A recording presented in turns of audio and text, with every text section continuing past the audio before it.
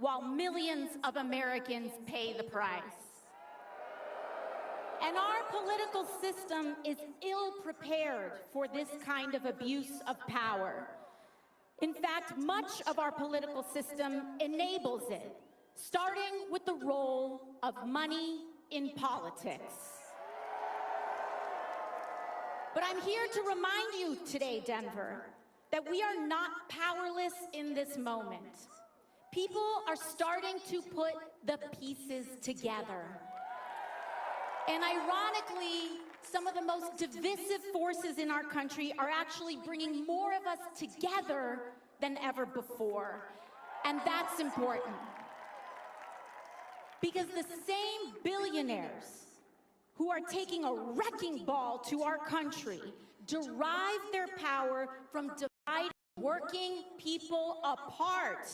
They specialize in getting us to turn against one another along lines of left and right, race and gender, creed and culture. And it's all to keep us distracted, because the last thing they want is for us to realize that the real division and the real harm in this country is how endless greed is costing the lives of everyone else.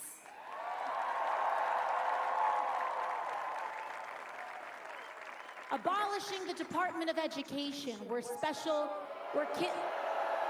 kids with disabilities are able to get special education. Things like this cruelty and disdain is a shorthand for the right's entire political agenda and a certain ugly kind of politics. That is lying to and screwing over working and middle-class Americans so that billionaires can steal from our livelihood to pay for their tax cuts and bailouts for their crypto billionaire friends. But you know, there's a word for this kind of thing: corruption. And seeing all of this stack up is enough to make even the best of us want to give in to despair. I get it. And trust me, I really understand. But understand that that is by design. They want us to give up. And it is easy to give in to despair. And I can tell you, for a while there, in the years that I spent waitressing and wiping down tables and never being able to get ahead, I did give up. I tried. I tried to stop caring, keep my head down, work my shifts, and accept that this is just how things are. But that's no way to live, Colorado. It's no way to live. And we do not have to live like this. In fact, we cannot live like this. I was born to a working class family. My mom cleaned houses. My dad started a small business. They just tried to make a better life for my brother and I. And for a while, it felt like our American dream was almost coming true. Both my parents were born in poverty. They were able to work to put food on the table. And then when I was a teenager, my dad was diagnosed with a rare form of lung cancer. And by 18 years old, by the time I was 18, 19 years old, he was dead. And overnight, my mom became a single mom. She had to suddenly provide for my brother and I. And this is what so many of us experience. We're all just one accident or one moment away from feeling like our whole rug is pulled out from under us. And we don't have to live like this. And here's one thing I will say. Donald Trump, hold on. He sees the immense pressure that working people are under. But his answer to that pressure is an America that operates on the principle of every man for himself. And we can see this clear as day. He has handed the keys of the federal government to Elon Musk and is selling off our country for parts to the richest people on the planet. And in exchange, those oligarchs will bankroll his campaigns and those of his allies. They scratch his back, he scratches theirs, and all of us are left behind. But the clever thing, I will say, the clever thing of what Donald Trump and what the right tries to do is make working people like you and me feel like we're just one step away from being inside that club. That maybe one day we will be a billionaire too. Any billionaires here? I didn't think so. Yeah. But here's the thing.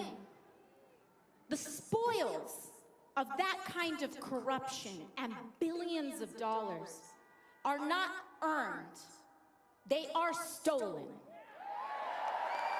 Just look at what Elon and Trump are doing to our health care, our veterans' benefits, and Social Security. They are slashing the programs that we have spent a lifetime paying into. By the way, not them, because they haven't paid their fair share in taxes in years. So let's talk about Medicaid and Medicare for a second. Because every single House Republican voted to cut Medicaid. Not an accusation, it was their vote. And you see, these budgets aren't just fights about numbers. They are fights over our values as a country.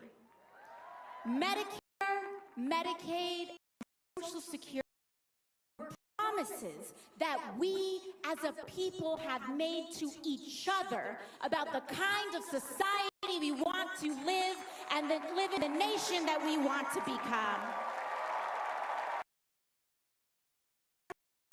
From politicians to people, or charity from billionaires to the working class, these are promises we have made to each other, neighbor to neighbor, friend to friend, elderly to young person, teacher to student.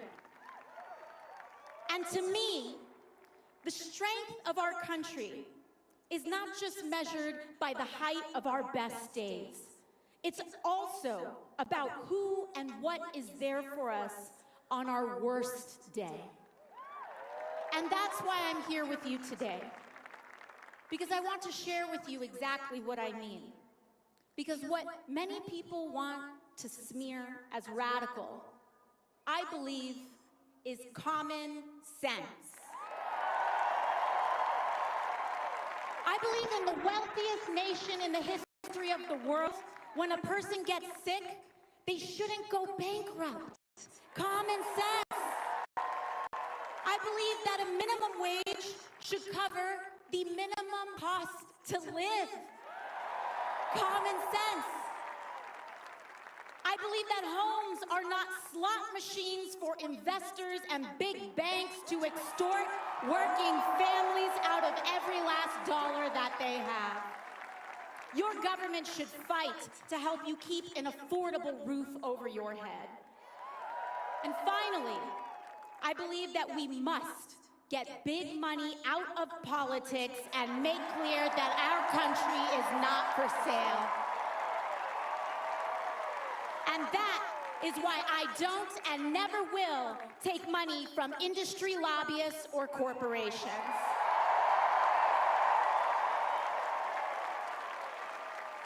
You know, a lot of right-wing media will, thank you.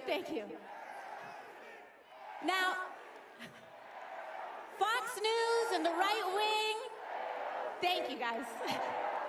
But Fox News and the right wing will have you believe that these American values are something out of the Communist Manifesto. That we believe these things because we went to some fancy school and read them in a book somewhere. But I can tell you, I don't believe in healthcare, labor, and human dignity because I'm an extremist. I believe these things because I was a waitress. Because I scrubbed toilets with my mom to afford school. Because I've worked double shifts to keep the lights on.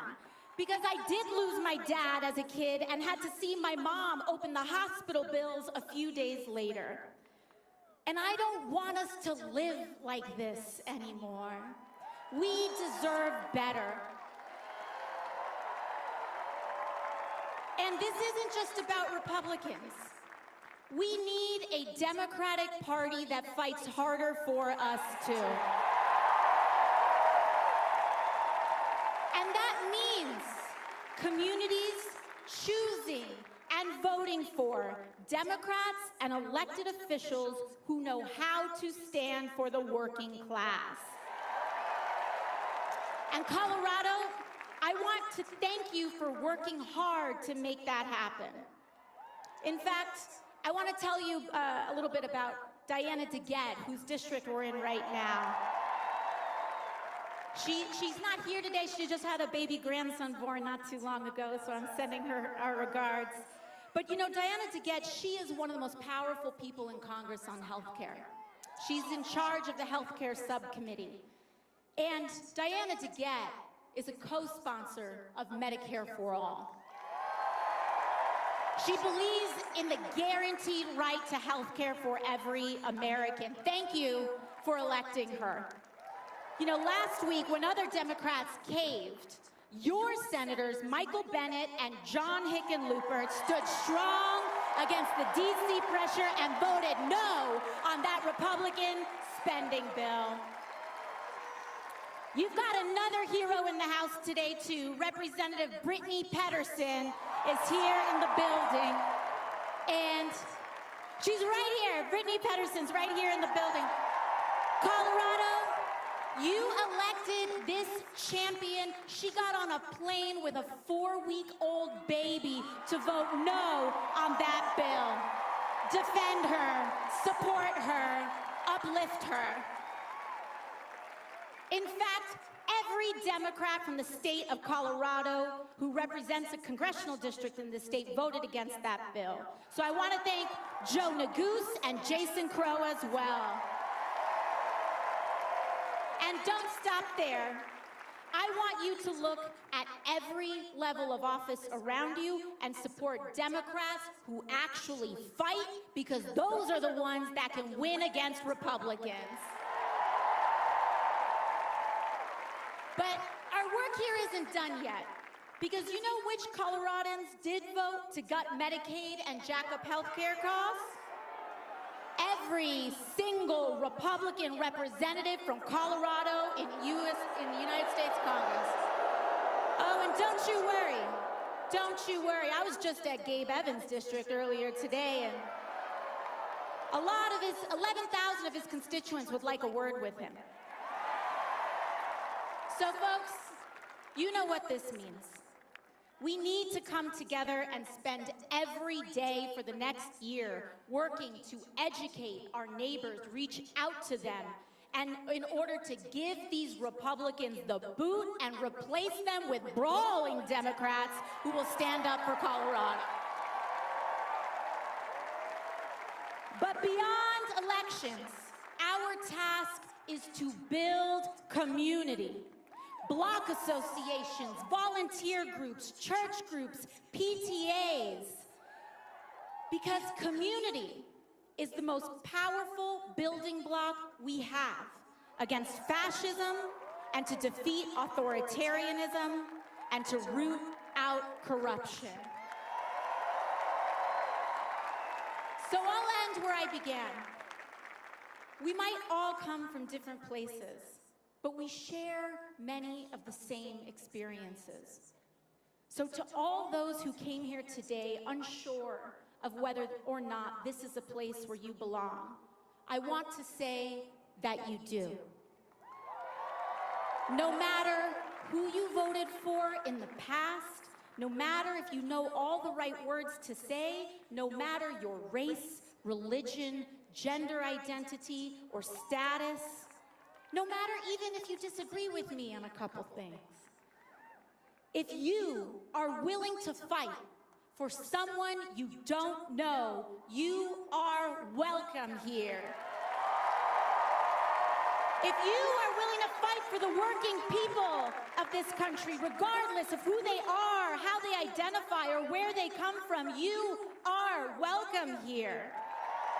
Because here, everyone is valued. But I will say this. To those leaders on either side of the aisle who are willing to put their fellow Americans down so that they can get ahead or feel better about themselves, they may best find a home somewhere else. And if you're an LGBT kid or a family, we can't throw you under the bus in order to win an election.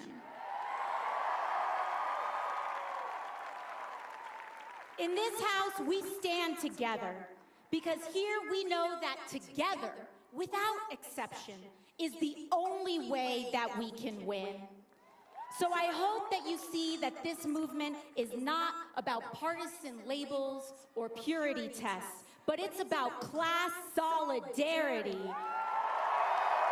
And to all of you who came out today to stand together and say our lives deserve dignity and our work deserves respect. Thank you. Does someone need help? EMT? Is everyone okay? All right, it looks like we need an EMT over here. Sorry, everyone, we're gonna pause real quick. Let's make sure they get some help. Do we have a medic? Everyone all right over there? They're on the way? We got a thumbs up? Okay, thank you. We've got a medic over there, thank you. So, oh no, they still need a medic? Okay, can we still get a medic over there? They're coming. Love you too. Let's make sure they get some help. We've got a medic over there? All right, we've got the medics on the way. Thank you. Thank you all so much. Thank you for looking out for each other. Now, we are here. I want to make sure that we pay very close attention right now, because we are here to make a sacred promise to each other. Because our goal today is not just to come together and share a few inspiring words and then go back to how things were. Our goal here today is to commit to building the kind of country we all deserve. And I want to start with one assignment before we all depart here today. And it is to leave this place connected to a new person you didn't know coming in. So I want you to turn to the people around you and greet someone you don't know.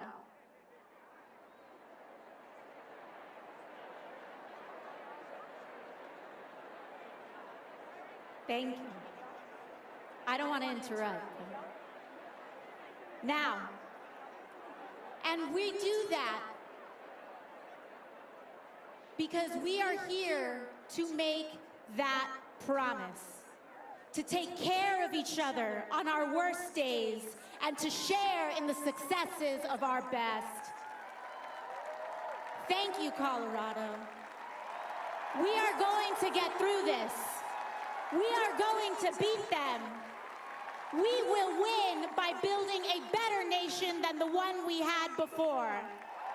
And with that, I want to introduce to you a friend and one of the man who has brought us all together here today. And that is Senator Bernie Sanders.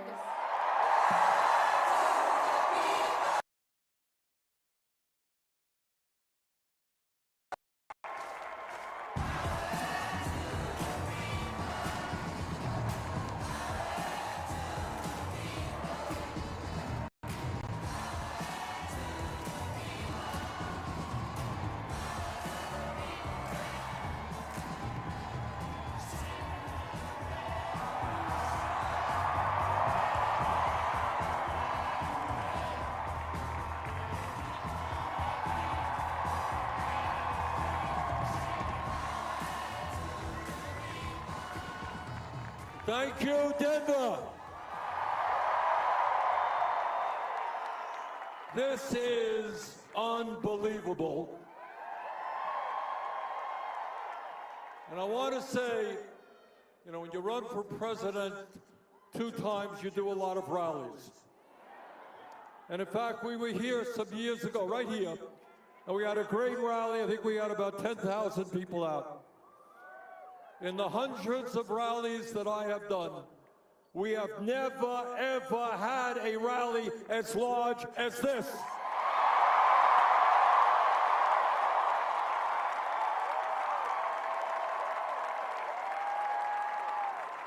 And Denver,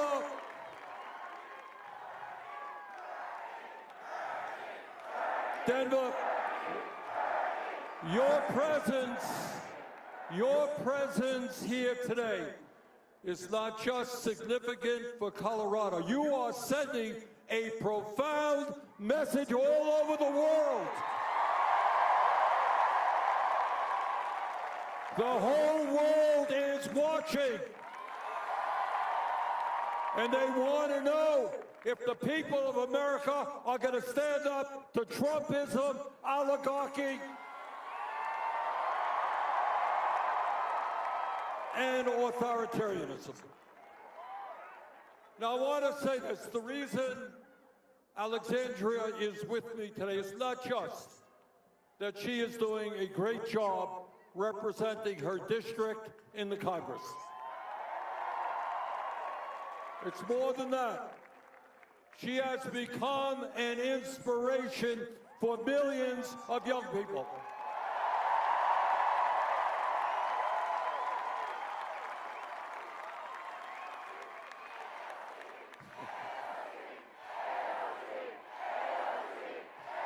When she was a kid, she worked with her mom cleaning houses in order to help the family survive. Before she ran for Congress, she was a barista. Alexandria has not forgotten where she came from. But more importantly, when she decided to run, she was taking on one of the most powerful members in the Democratic Party. And everybody said, "You're crazy. How are you going to beat this guy? Maybe a future leader of the Democratic Party." She had no money. She had no political experience. But what she did is what all of us have got to do. She went out and worked with her friends, and she raised a few $1,000s. And she worked hard and in a disciplined way. What Alexandria did is what millions of Americans can do. We can organize at the grassroots level. We can become strong trade unionists. We can run for school board or president of the United States. We're not going to let the billionaire class have all of the power. So the message today is yes, here in Colorado, in Vermont, in New York, all over this country. Hey, Mr. Trump, people fought and died to create a democratic society. You're not going to take it away from us.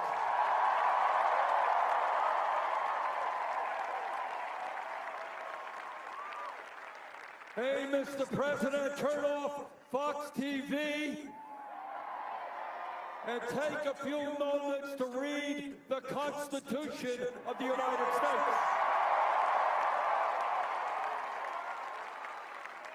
You know, when I was in elementary school, we learned about how the government was formed and the Constitutional Convention and all that stuff. I should have studied it harder, but Trump should have learned it in the first place. And what we got is a separation of powers. And you know why? Because the people who founded this country took on the most powerful person in the world at that time, the King of England. And they said we never want to have one person in this country who has all of the power like the King of England. So they created a government with an executive branch, a legislative branch, and a judicial branch.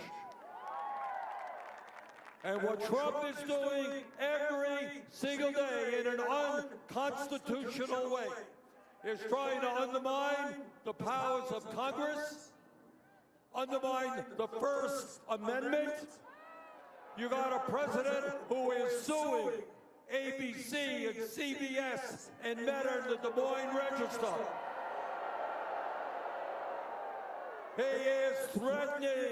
He is threatening to investigate PBS and NPR. He loves media that fawns on him, that tells him how great he is. Well, I got news to you, Mr. President. What democracy is about is people discussing issues, debating issues, and disagreeing with you. And if you can't take the criticism, get the hell out of politics.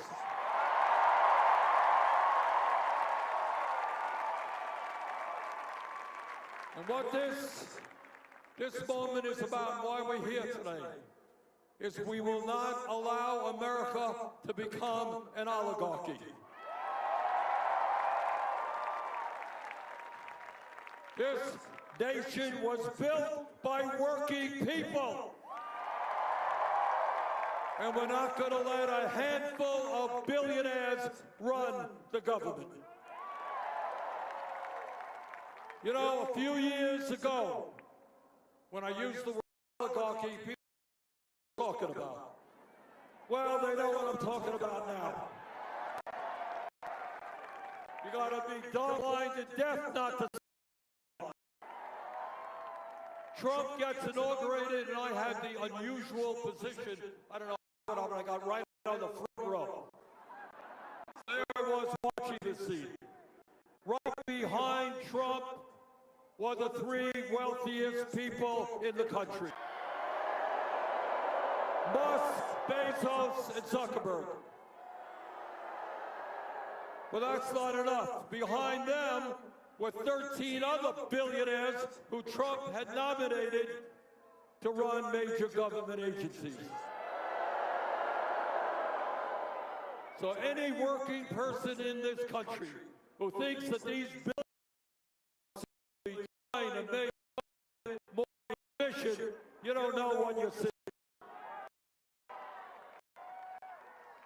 Now, you know, in Colorado and Vermont, all over, we have a serious problem with people who are addicted, right? We got a serious drug problem. We got an alcohol problem. We got tobacco problems. We have people who are addicted to one thing or another. But I will tell you what I think the worst addiction in this country is, the most dangerous, and that is the greed of the oligarchs. You know, everybody wants to do well. We all want to make money. We all want to live comfortably. That's natural. That's right. But these guys already have billions, tens of billions, hundreds of billions. How much money do you need? And right now, what these oligarchs are doing is they're going after Social Security. They're going after Medicaid. They are trying to destroy the Veterans Administration. Veterans put their lives on the line to defend this country. And you don't fire 83,000 workers at the VA, which will mean worse quality health care for our veterans. And you know what is almost unimaginable? And this is what greed is about. It's like a heroin addict. You need it more and more and more. They want to cut nutrition programs for hungry kids. You tell me, in what world, in what universe, in what religion is taking food away from hungry children and giving tax breaks to the rich vaguely moral? But it's not just horrendous domestic policies that Trump and his billionaire friends are pushing on us. For the first time in the 250-year history of this country, we have a president of the United States who is allying himself with a horrible dictatorship in Russia.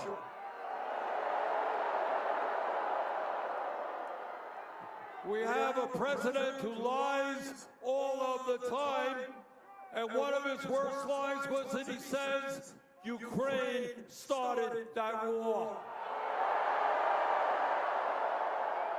Well, Mr. President, Russia and Putin started that war. And we're not going to ally ourselves with dictatorships because we believe in democracy. But it is not just Russia. Trump wants to continue the horrific Biden policy of giving more money to Netanyahu to destroy the Palestinian people. We are going to bring legislation to the floor very shortly, which says not a nickel more for Netanyahu.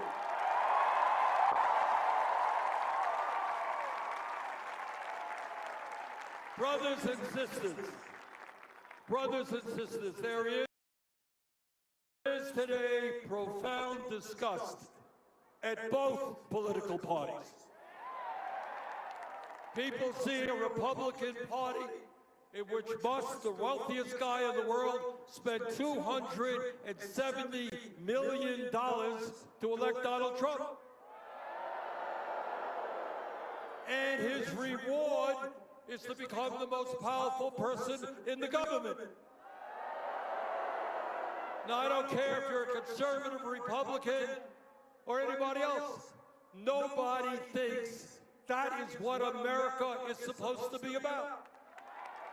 But I would not be telling you the truth if I didn't tell you that within the Democratic Party, there are billionaires who have undue influence.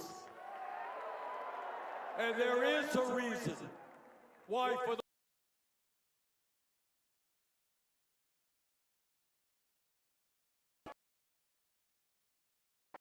when we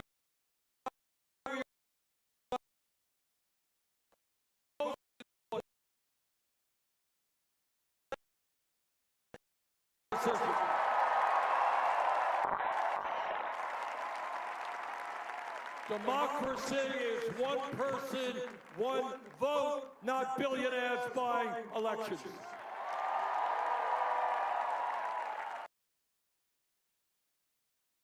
Corporate media doesn't talk about it. We don't see it in Congress much. The agenda that we as progressives fight for the working class of this country, is an enormously popular agenda. Republicans supported, Democrats, independents supported. Everybody knows that the current healthcare system is broken, is dysfunctional. Everybody knows that the function of the system today is to make huge profits for the drug companies and the insurance companies. And everybody knows there is something wrong when we are the only major country on earth not to guarantee health care to all people. So Alexandria and I and others are going to work with you to finally do what should have been done decades ago, pass a Medicare for all single-payer program.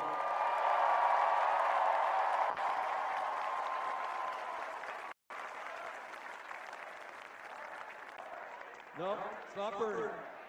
Not Bernie. I got bad news for you. It's you. Right now, We have in Washington an embarrassing minimum wage, federal minimum wage of $7.25 an hour. And that means that tens of millions of Americans are working for starvation wages.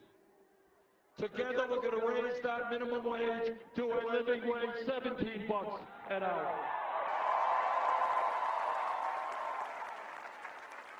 All over this country, workers want to join unions.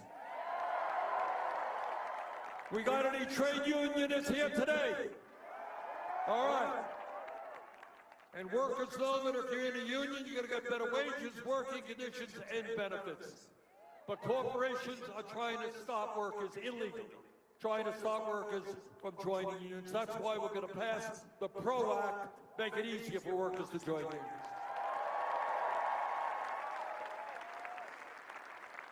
And we're going to end the absurdity of Americans paying, in some cases, 10 times more for prescription drugs than people in other countries. And Donald Trump may think that climate change is a hoax. We know it is an existential threat to our planet. And that is why we're going to pick up where Alexandria left off. We're going to pass a green jobs program.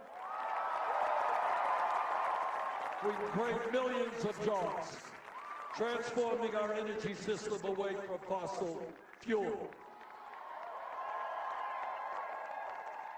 And in a competitive global economy, we need the best educated workforce in the world.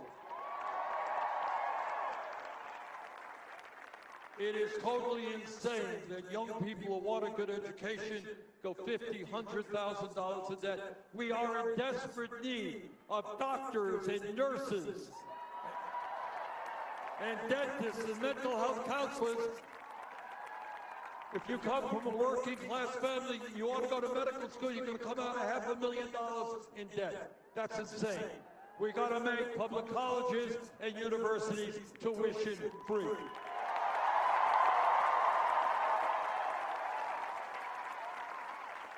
None of this stuff is radical. The American people support this. They don't want tax breaks for billionaires. They want programs that help ordinary Americans. So the point that Alexandria made a few minutes ago is exactly the right point. And that is, what the right wing wants us to do is to turn on each other. They want to divide us up by the color of our skin, or where we were born, or what our religion is, or what our sexual orientation is. That's how they win. They divide us up. Now, I'm not a mathematician, but I do know that 99% is a hell of a bigger number than 1%. And I do know that if we stand together, we are the vast majority of people, we can defeat Trumpism. We can create a political movement so that we have a government and economy that works for all of us, not just the 1%. So brothers and sisters, this is a difficult moment in American history, but it's not the first difficult moment we have had. We've gone through some rough periods in the past as well. But what I believe from the bottom of my heart, if we stand together, we don't let them to divide us up. If we are smart, if we're willing to go outside of our comfort zones, there is nothing that can stop us. Let us go forward together. Thank you.